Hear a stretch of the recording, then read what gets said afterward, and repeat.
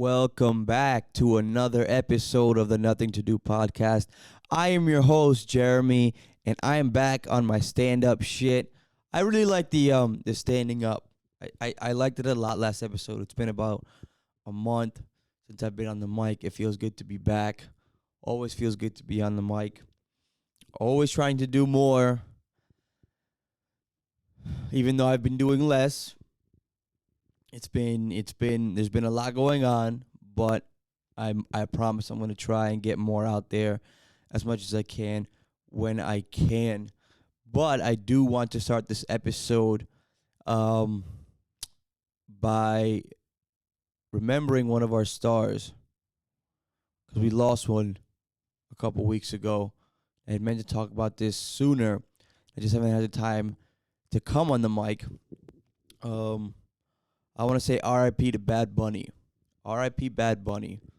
Had a hell of a career. The biggest Latino artist we've had in maybe ever. Now that I'm thinking about it, maybe ever.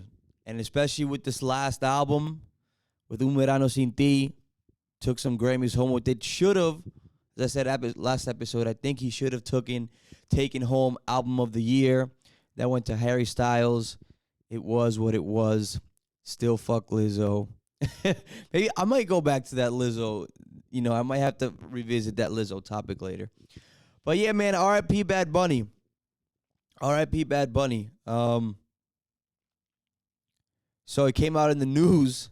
It came out in the news a couple weeks ago that he was spotted with none other than a Kardashian, specifically a Kardashian Jenner and Kendall Jenner making out at some club.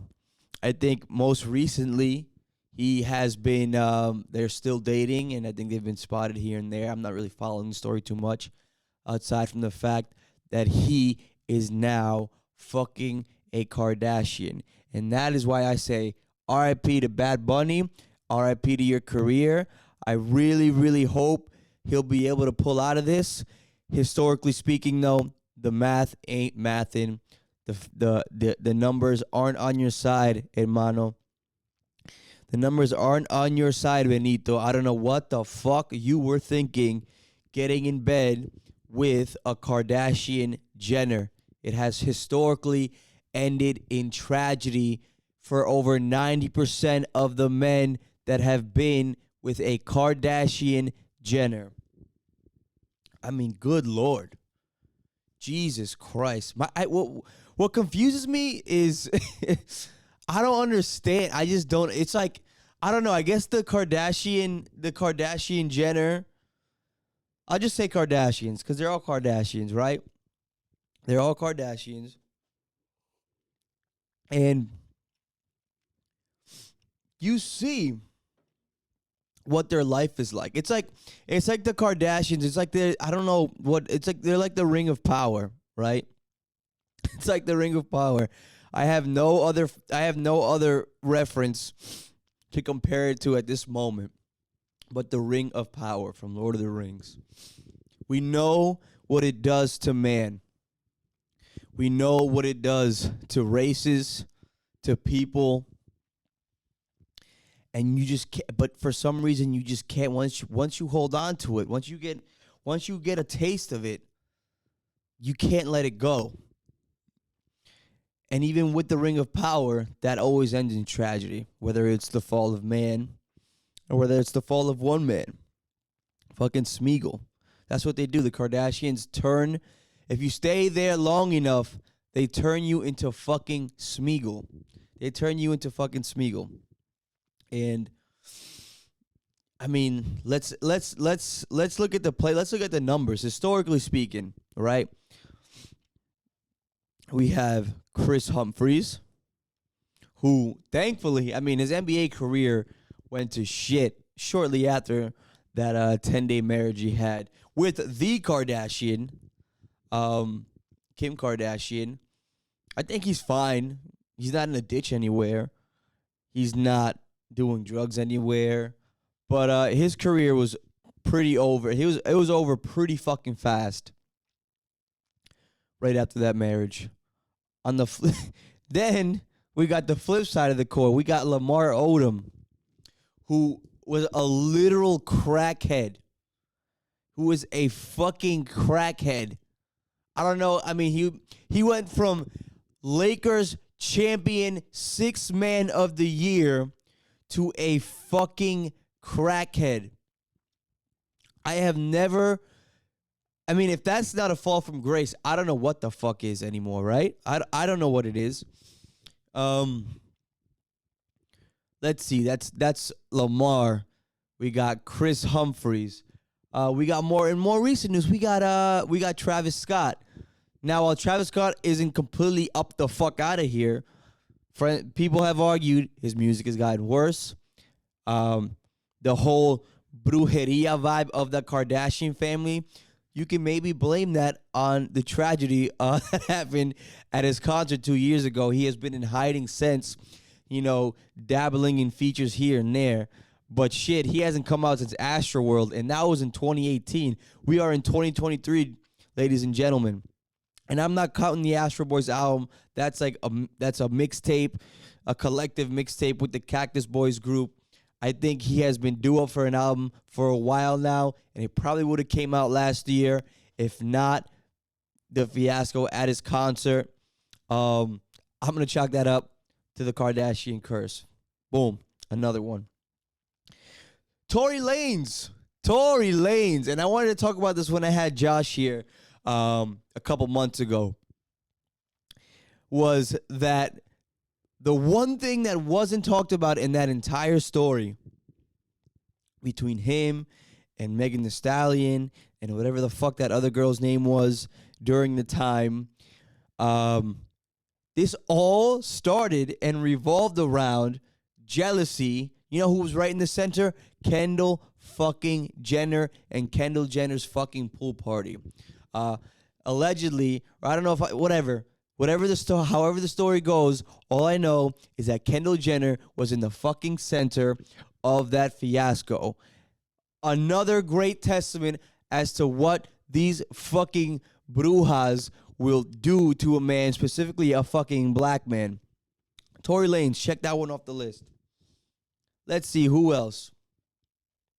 I know you guys are waiting for me to say it, but before I say that one, the obvious one, obviously, I'm thinking of more because I know there's more. There is more. Ben fucking Simmons. Ben Simmons got fucking space jammed after he got tossed away by Kendall Jenner. What the fuck is... I've never seen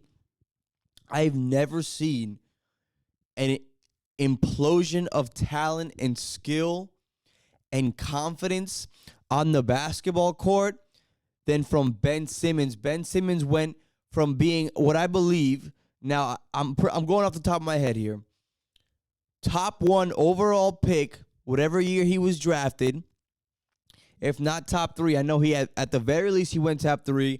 I'm 90% sure he went top overall pick for the year he was drafted. He was a fucking all-star. An all-star in the 76ers. An all-star. I mean, the hopes that they had for that team after they trusted the process, after Embiid battled his injury and got back and was in form.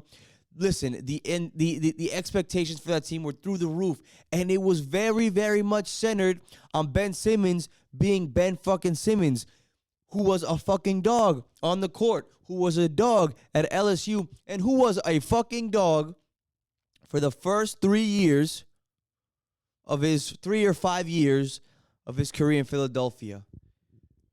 Ben Simmons looks, I don't even know, I don't even have words for it. And that's my job to do on this podcast, is to find words and make meaning of meaningless shit. Yeah, not all meaningless. Today, maybe a little. And I have no words. He now averages 5, 5, and 5. You will see him play, have a clear lane to just fucking ram the ball, and he dishes, and he plays scared. And this is me talking again as someone who literally tore 2 ligaments in his ankle playing basketball. Not even like playing hard, just losing my footing. So There you go in terms of my qualifications of judging Ben Simmons. But anyone just with the simple eye test know that the Jenners and the Kardashians probably had something to do with that. Ben Simmons, that's a big one. And of course, we know Kanye West. We know motherfucking Kanye West.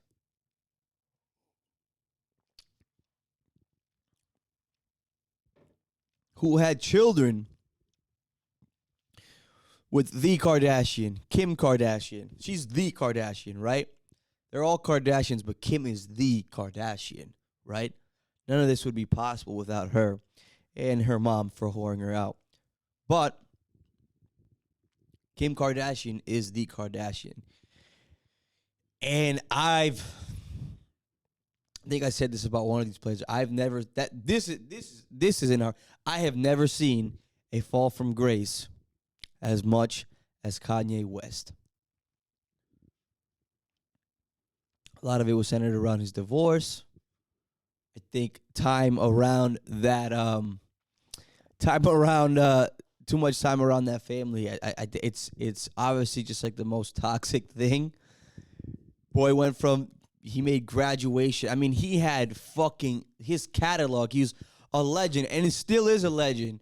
And even despite his most recent shit within the last 6 months, I can't find it in my heart to discard him as a legend and as the influential person he is. Motherfucker needs some help, though. The motherfucker needs some help. There's no other way around it. But Kanye West, I don't even have to go through the laundry list of what's happened to Kanye West in the last 2 years. I think another testament, again, as to what time or as to what the amount of time can do to a person when you spend too much time with that Illuminati bruja of a fucking family, right? And now not everybody, makes it out completely, altered, right? Pete Davidson, he was touch and go. Pete Davidson, he got in, he got out, bing, bang, boom, and he's doing his thing. Devin Booker seems all right for the most part. But the numbers are overwhelmingly not on our side as men of color, as black men, Latino men, trying to fuck around with that family. Honorable mention as well, Bruce Jenner. Honorable mention, Bruce Jenner. I mean, Bruce Jenner was an Olympic fucking gold medalist dog of an athlete.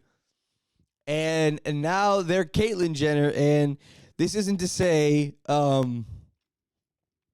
this isn't to degrade her as a trans woman, and I'm sure I'm sure she's leaving. Caitlyn's living her truth out, right? That she has been that she has been trying to live her whole life. So good for you, Caitlyn. All I'm saying is that the numbers in general for men in that family don't bode well, right?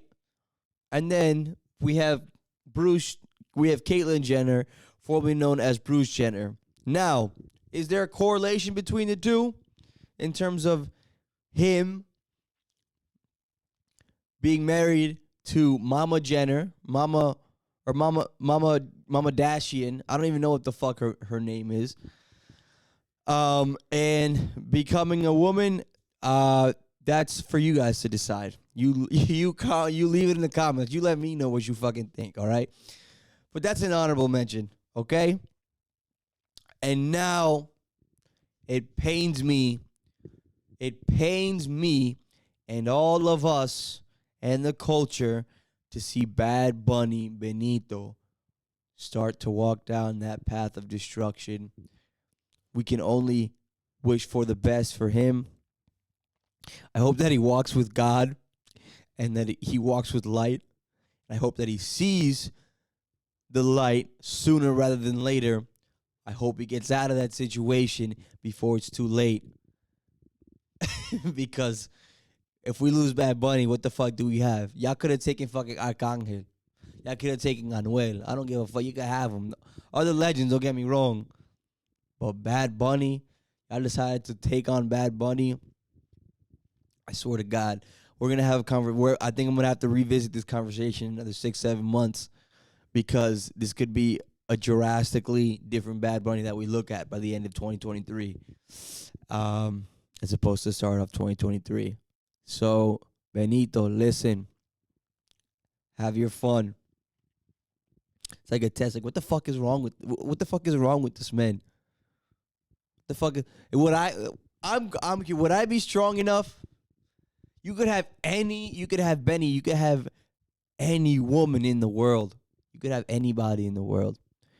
You could have anybody in the world. Anybody in the world. And you're choosing to go down. My boy's trying to play. It's like you're trying to play this game. You're trying to play the game of life and the game of fame on the hardest difficulty right now. And as a gamer myself, I gotta tip my cap to that. I really do. However, the completion rate for that game on that difficulty is very low, my friend. It's very low. So, con Dios adelante, because I really hope that we still have Bad fucking Bunny Benito, whatever the fuck his last name is. I hope that he walks out of this unscathed. I really do, because the numbers aren't on your side. So with that being said, this is to you, Benito. All right, cheers to you. Oh man, I just got back from a really awesome 3 days in Miami, and in about 4 hours, I'll be on a flight back to Miami for a week. I had my first experience at a strip club, ladies and gentlemen. And I think the reason why this was my first experience at a strip club is because the man upstairs himself wanted this weekend that just passed to be my first experience at a strip club. Because, boy, oh boy, let me tell you, I've had plans to hit the strip club in my life before. And for some reason, every single time I've tried to go to the strip club, it like the plans just fell through. It's really weird. Like one time we went in Miami when I was in Miami in like 2016, and we tried to go at like 3 or 4 in the morning. I think the doors closed; they wouldn't let us in. I think we tried to go again after Michael and Kayla's wedding. Shout out Michael and Kayla again for the beautiful union. We tried to go again to celebrate the after party of the wedding there, and for reasons that I cannot disclose here on this podcast, we weren't able to get in. So we ended up at another bar. And then there's been a lot of similar situations like that between 2016 and now, where it's just like, it just wasn't in the cards for me. And that's fine. I'm not really much of a, well, I mean, that might change now, but I've never been like a fucking thirsty horn dog, like, yeah, let's go to the fucking strip club. Oh my God. Like, it's nothing I've ever thirsted for. It's always something that I was like, you know what? When it happens, it's going to be really fucking fun and it'll be worth the wait. So whatever. And lo and behold,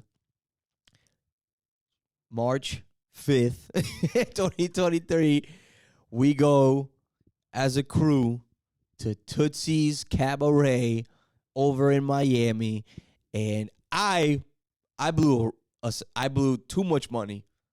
I blew already too much money on that, and it was a great time, and we did it to celebrate a loved one's pre-union, aka bachelor party. And it was a great time. We surprised them. We went down to Florida. We spent that first Friday night. We went out to dinner, and then we went out to Tootsie's. And then the next day, we were all recovering. Just chilled by the pool. The Airbnb was beautiful. We went out in Miami, but the Airbnb was in Fort Lauderdale. Chilled by the pool, played some dominoes in the afternoon. Drank, went back out to Wynwood. We watched the John Jones fight, which was a pretty decent. It was a good card. There was some decent fights on that card. I think we showed up to that bar um, during the Jalen fight. I forget his fucking name, and he got washed. And but yeah, it was a great weekend, and I'm going back. I'm going back for a week because I got a couple tickets to watch a couple of the World Baseball Classic games. This is like a bucket list thing for me, y'all. So I'm really excited to go do that. It's gonna be so amazing to watch the quality of baseball we're gonna watch. So they're just all-star teams. For those of you who don't know what the World Baseball Classic is, the World Baseball Classic is basically the World Cup for baseball. And Team Dominican Republic, who we're gonna go watch, I'm gonna go watch them kick the shit out of Puerto Rico, and I'm gonna go watch them kick the shit out of Venezuela, and I'm gonna go watch them kick the shit out of Nicaragua this weekend, and it's gonna be a fucking blast. And yeah, it's unfortunate. I feel like this just because of the sport of baseball, the nature of baseball, it's tough. And we already get like the biggest names on all these teams, right? Like Team USA is stacked. They got Mookie playing, they got Mike Trout playing, they got Aaron Judge playing, they got Tim Anderson playing. I mean, like the list goes on. And Team DR, they got Vladdy Jr. had to back out. I actually think I heard some news that he might be back if Team DR makes it out of the pool stage, which they figured to win the whole thing. So I'm hoping to make it out the pool stage, and he'll be back in the single elimination rounds. We got Devers, we got Julio Rodriguez. Tatis should be playing if he wasn't on his fuck shit these last year and a half. We got Soto playing. Unfortunately, though, for the pitching, it's one of those things that for pitching, it's tough because you can't have the World Baseball Classic after the season ends because all the pitchers' arms would be worn out, right? And then you have it right before the season starts during spring training. But although the stakes are high for these games, you really have to manage a pitcher's arm because they have 162 games ahead of them through the year. And obviously, they're getting paid to play for the Red Sox and the Yankees and the Mets and the Cardinals and the Dodgers and the Rockies, and they're not getting paid to play for their country. This is for pride. So there's a lot of players that could play and that should play that are honestly not going to play because of that management. But either way, there's still so many fucking stars we're going to see, and I'm really fucking amped for that. The only regret I have about this coming up trip is that we are going in the dead center heat of motherfucking spring break, and it's going to be disgusting. On some way, I'm trying to see if I can find like a low key, because I'm trying to hit the beach, obviously. So I'm trying to see if I can find a more low key beach in order to fucking chill and relax. Like they don't even let you bring coolers to the beach at this time of year or anything like that. Like spring break is a fucking zoo out there. Like I was seeing, like, oh my god, at least we're not in fucking Fort Lauderdale, which is almost even worse in a way because it's like not as cool as Miami, but it's also still, it's just like almost a trashier Miami in a way, but still like it still gets flooded for spring break, and it's gonna be a lot of fun. So I'm really excited for that, and while this isn't the best segue into this topic, and I don't know how deep I'm going to get into this topic, but I think I talked about it last episode, and I'll talk about it more because sometimes I like having these conversations with other people, right? Sometimes with different people. Sometimes when you have a conversation with yourself for half an hour and you kind of just let, these episodes alone, while some of them, there's some that I come here prepared knowing what I'm going to say. A lot of this, ladies and gentlemen, my loyal listeners, this is just a brain dump, right? and it's not it's not necessarily the most sustainable way to do a podcast. Um, but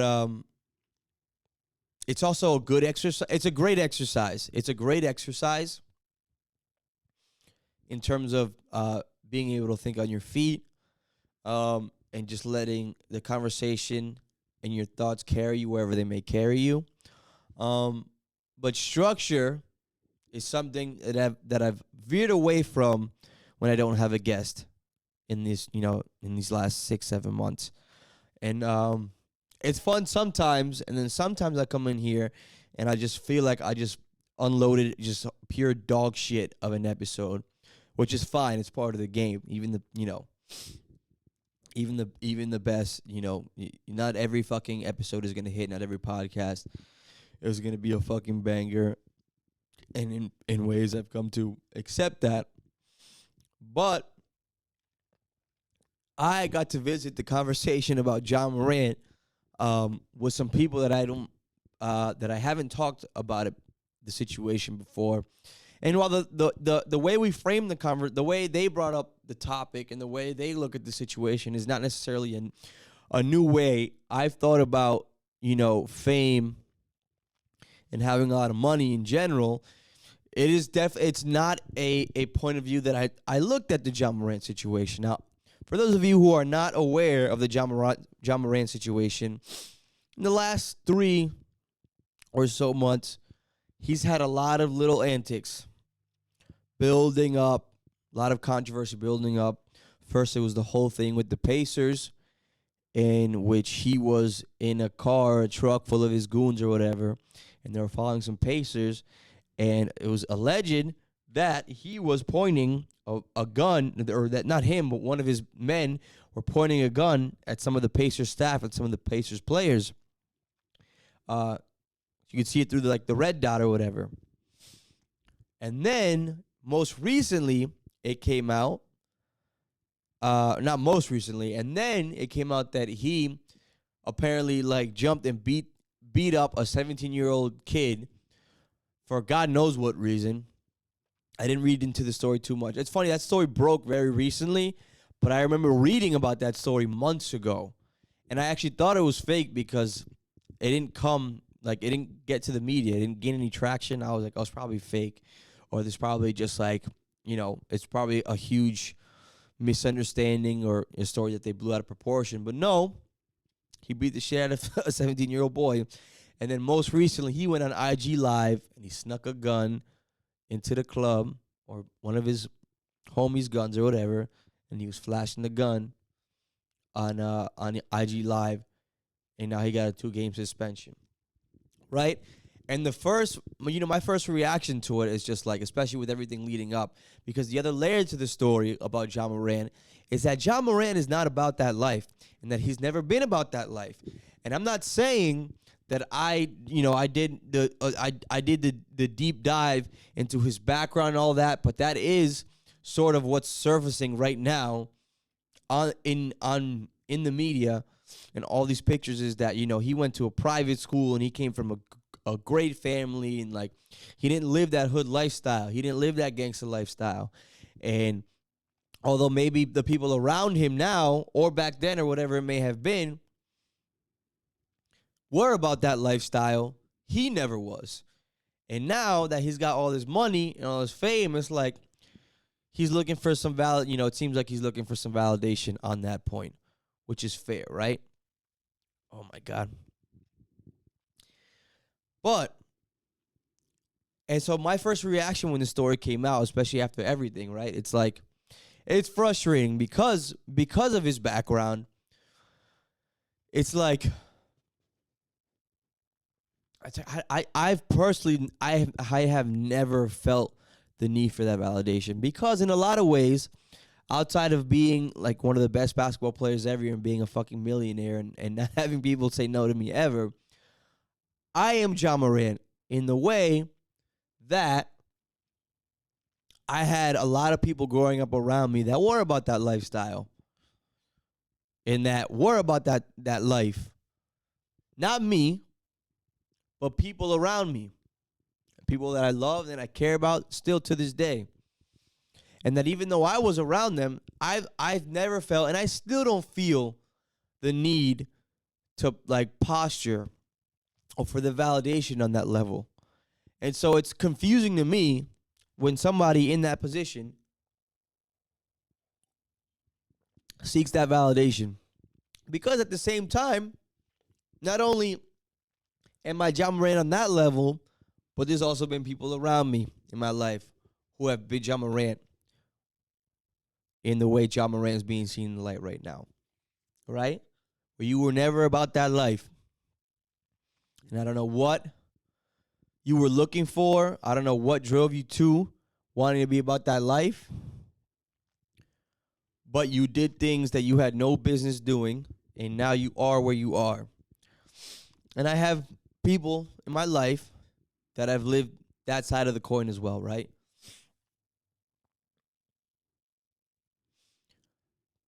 The thing is, I guess I I've never had I've never thought about it in the lens of people make the argument like about him being a role model and him not having to do all this stuff, and it's just like, I mean, yeah, the shit he's doing is stupid for everything that I just said. And that was my initial sort of reaction and feelings towards the story. But it's like, can you really blame? At the same time, there's the argument that I had. That I had.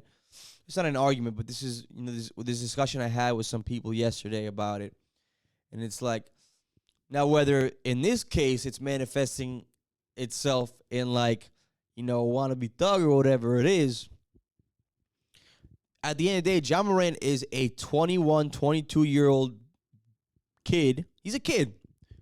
He's a kid who's, one of the best players in the NBA, makes millions of dollars, and nobody ever has to say no to him. And so with that, I could see how there's like an air of invincibility that you have. And that narrative hasn't really been sort of discussed in this Ja Morant thing. Because even though it's different, because people look at it like, oh, you don't have to, you weren't about this, you never had to do this, so why are you doing it now? All this stuff. It's just like, okay, this is just a case of a kid wilding out, and a kid having shitty people around him, because that's definitely got what it's got to be. He has 2, maybe 3 really shitty people around him that are letting him do this, thinking that he can get away with this shit. Listen, if I had $250 million when I was 22 years old, 21 years old, and no one ever said no to me, and I was one of the most popular people in America in a lot of ways, chances are I wouldn't be talking to you here today right now. And that's kind of the bottom line, right?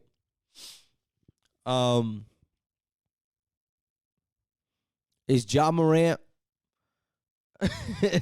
I mean, shit. Like, yeah. So, like, that's an interesting. That is an interesting perspective. That's not a new perspective when it comes to fame and money, but it's a new perspective with this Ja Morant situation, which that I do appreciate, and I really do. I love fucking Ja Morant's game. Ja Morant has like one of the coldest game in the NBA right now, and he's one of the most fun players to watch. Like, it's unbelievable, and like, I hope he fucking gets his head on straight, so we can see him, because that team has a lot of potential, the Memphis Grizzlies. And like I mentioned in the last episode, the Memphis Grizzlies, along with a very small handful of other teams in the NBA, is one of the only teams in the NBA that are like a homegrown team. They're not a super team. They didn't buy these crazy superstars or trade away 35 fucking second round picks for these superstars to come in to win right now. No, they're a homegrown team. Like the Celtics and like the Warriors. So, yeah, I hope he figures it out. That's my serious take. I didn't feel like doing no joking take on this. I think last week I did a little, I cracked some jokes on this on the Ja Morant situation. Very 8 Mile adjacent. This guy's a gangster. His real name Clarence, and we all seen the fucking memes that came out about it this week, right? But I think that was an interesting take on the Ja Morant situation. Um, so yeah, before I wrap this up, I do want to shout out. I do have a couple shout outs. I want to shout out my fucking self. First of all, it was my birthday a couple weeks ago. And I want to shout out myself for making it to another beautiful year. I am 29 now, the year before the big one, the big 3-0. 30 is a new 20. And I'm trying to get to 30, y'all. So shout out to me and shout out to all my friends and family who came out and celebrated with me last Saturday or 2 Saturdays ago. I love you guys all, and I had a great fucking time. I want to shout out the man who started it all. That if it weren't for him, I wouldn't have bought this fucking Roadcaster, and I wouldn't be in my living room ranting to a camera, dumping my brain off, talking to whoever's listening right now. And that is Soylo Garcia. With also a special, as my dad, Soylo Garcia. Special shout out to my godfathers, Dilson and Tony Mendez as well. They were recognized by the state of Rhode Island and the city of Providence specifically, for basically a lifetime achievement award for the impact they had on the Latino community here in Providence. There was a beautiful ceremony 2 weeks ago in Providence City Hall. And it was one of the most proud moments I had of my life in my life.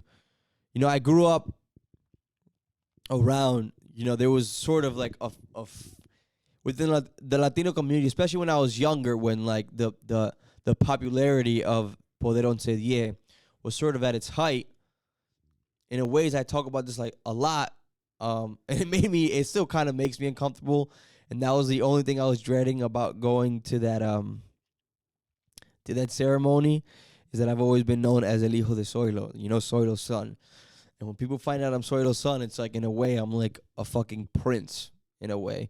And I know this sounds weird. It sounds like a flex, in a way, and I guess it kind of is. It's not something that, like, I use. It's something I could have really wowed out on Broad Street. I could have really wowed out on Broad Street when I was in high school and when I was still in college and shit like that, just by dropping my dad's name, but I was never that person. But this is the most proud, him being up there with the mayor of Providence and the governor of Rhode Island, and, all these people saying all these beautiful things about what my dad and his two business partners have done over the last 27, 28 years. So shout out to you, Pa. And I gotta have you on the show soon. And I gotta get you talking about some real shit. Not that you don't talk about real shit, but they're on the radio over there in Boleron City in the morning show. They're on the radio and they can only say so much thing, and they can't get, they can't upset these Dominican people. Over here in NTD Studios, this is a safe space for you to say whatever the fuck you want. So I'm trying to get my dad canceled. So I'm trying to get him. You got your Lifetime Achievement Award. So come to the Nothing to Do podcast so I can try and get you canceled now. No, but seriously, Pa, I love you. And you and Tony and Dilson have worked so hard for that recognition. And, sigue pa'lante. Until next time, you dirtbags, holla.